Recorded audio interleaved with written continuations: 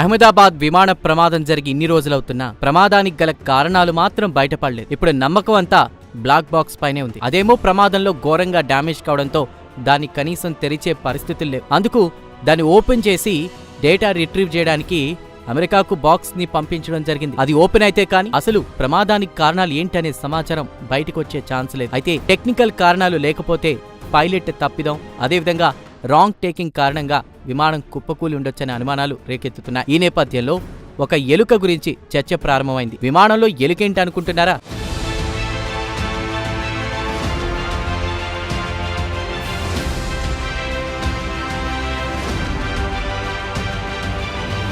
ఎలుకంటే నిజమైన ఎలుక అనుకుంటే పప్పులో కాలేసినట్టే. విమానంలో వివిధ ఎమర్జెన్సీ పరిస్థితుల కోసం కొన్ని యంత్రాంగాలు ముందు నుంచే అమర్చబడి ఉంటాయి. అందులో ర్యామ్ ఎయిర్ టర్బైన్ ఒకటి.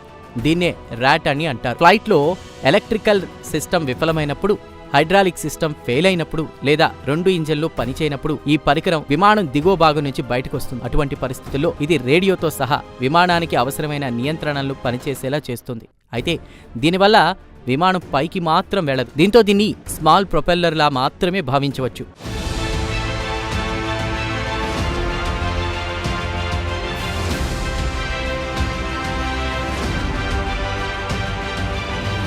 అయితే ఎయిర్ ఇండియా విమాన ప్రమాదానికి ముందు వీడియోలో ర్యాట్ కనిపించిందని వాదిస్తున్నారు. అయితే ఇప్పుడు ఒక ప్రశ్న తలెత్తుతోంది. ర్యాట్ సిస్టమ్ యాక్టివేట్ అయితే విమాన ప్రమాదం ఎందుకు జరిగిందని, అయితే ఈ సిస్టమ్ విమానం ఎత్తులో ఉన్నప్పుడు మాత్రమే సహాయపడుతుందని, ఈ ర్యాట్ సిస్టమ్ విమానాన్ని ఎగరడానికి లేదా ముందుకు నడపడానికి మాత్రం సహాయపడదని, విమానంలో ఏదైనా సాంకేతిక లోపం ఏర్పడినప్పుడు దీని పని మొదలవుతుందని చెప్తున్నారు. ఆ సమయంలో అది ఆన్ అవుతుంది. విద్యుత్ అలాగే కమ్యూనికేషన్ను నిర్వహిస్తుంది. దీనివల్ల పైలట్కు కంట్రోల్ రూమ్తో సంబంధం తెగిపోదు. ప్రతి కదలికను పర్యవేక్షించవచ్చు.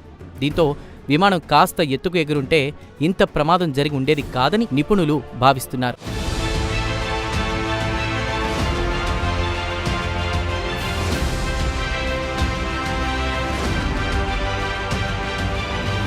ఇక 240 మందికి పైగా ప్యాసింజర్లతో అహ్మదాబాద్ విమానాశ్రయం నుంచి టేకాఫ్ తీసుకున్న ఎయిర్ ఇండియా విమానం కొన్ని నిమిషాలకే కుప్పకూలింది. ఇది అక్కడే ఉన్న ఓ మెడికల్ కాలేజీ హాస్టల్పై పడ్డంతో ఆ భవనం మొత్తం ధ్వంసమై అందులో ఉన్న 20 మందికి పైగా ప్రాణాలు కోల్పోయారు. ఈ విమానంలో ఉన్న 240 మందికి పైగా ప్రయాణికులతో పాటు సిబ్బంది మొత్తం ఈ ఘటనలో మృతి చెందగా ఒక ప్రయాణికుడు మాత్రం మృత్యుంజయుడిగా బయటపడ్డాడు. ఈ దుర్ఘటన ఎందరో కుటుంబాల్లో పెను విషాదాన్నే నింపింది.